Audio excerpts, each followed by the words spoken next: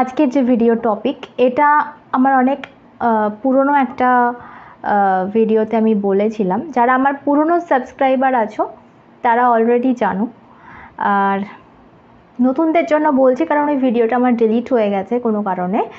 তো যারা পুরনো আছো তারা যদি বলো যে একবার শুনে নিয়েছে আর শুনবো না, তো তারা যেতে পারো, তোমাদের মর্জি।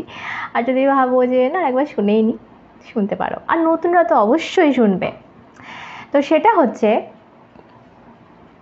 আমাদের সকলের মাথায় একটা প্রশ্ন খুব কমন ঘুরে বেড়ায়, সেটা হচ্ছে যখন খারাপ টাইম চলে তখন সব কিছু খারাপ হয়, মানে একের পর এক খারাপ হতেই থাকে, যেন সব দিক থেকে খারাপটা ঘিরে ধরে।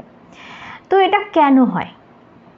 তো ব্যাপার হচ্ছে, আমাদের পুরো ইউনিভার্সে, ব্রহ্মাণ্ডে একটা সিক্রেট আছে, ঠিক আছে, রহস্য আছে। এটা নিয়ে আমি আগে অনেক ভিডিও করেছিলাম, আমার পুরনো সাবস্ক্রাইবাররা জানবে। তো আরেকবার বলে দিই, সেটা হচ্ছে, এই রহস্যটা হচ্ছে আমরা যেটা ভাববো আমাদের সাথে সেটাই হবে। এখন যে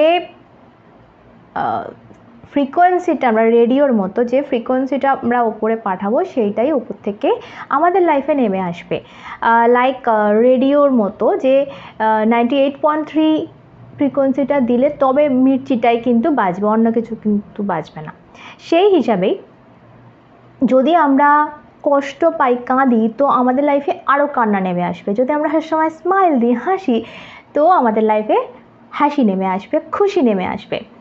তো এই ব্যাপারটা কি হচ্ছে বলো তো, যখন আমাদের সাথে কোনো খারাপ ঘটনা ঘটছে, আমরা কাঁদছি, আমরা সেটা নিয়ে চিন্তা করছি, টেনশন করছি যে এটা কী হলো। এইবার যখন আমরা এই রকম অবস্থায় আছি, আমরা কি টানছি ওপর থেকে? এই অবস্থাটাই টানছি, ঠিক আছে? তার ফলে কি হলো, আর একটা তুমি সেম খারাপ নিউজ বা খারাপ পরিস্থিতির সম্মুখীন হয়ে গেলে। এইবার তুমি বলছো যে সব দিক থেকে আমার খারাপ হচ্ছে। কি বললে? তাহলে কি টানলে? খারাপ। এগেন থার্ড যে ঘটনাটা খারাপ, সেটা ঘটে গেল।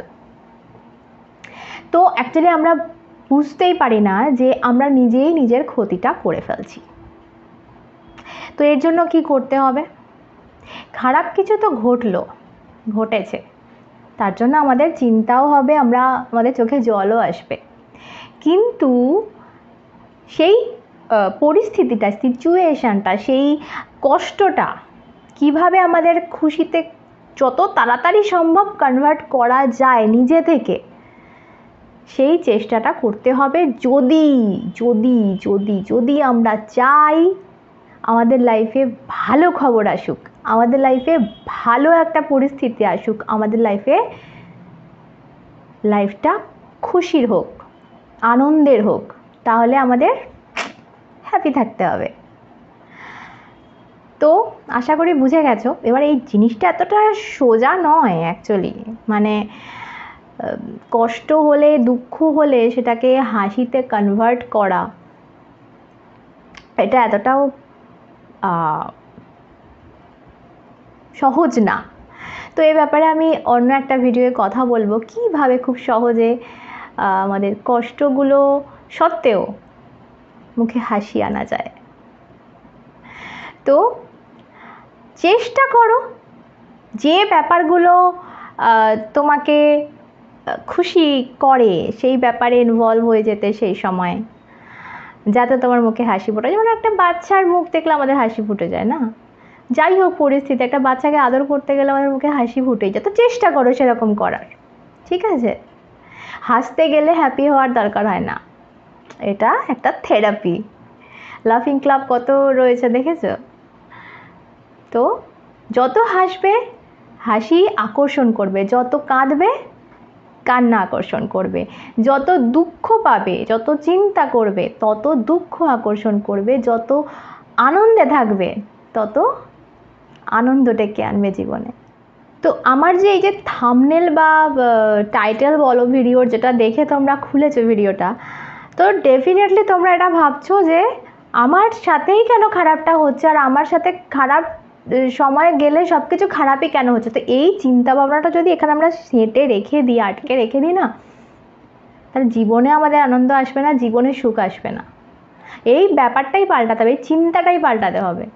এই চিন্তাটা যতক্ষণ থাকবে আসতেই থাকবে, দুঃখ আসতেই থাকবে পরের পর।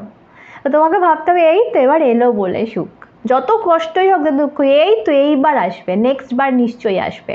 তো এইভাবে পজিটিভ থাকো, হাসতে থাকো, আনন্দে থাকো। আনন্দকে, সুখকে নিজের দিকে যদি আকর্ষণ না করো, তো কি বলেছি।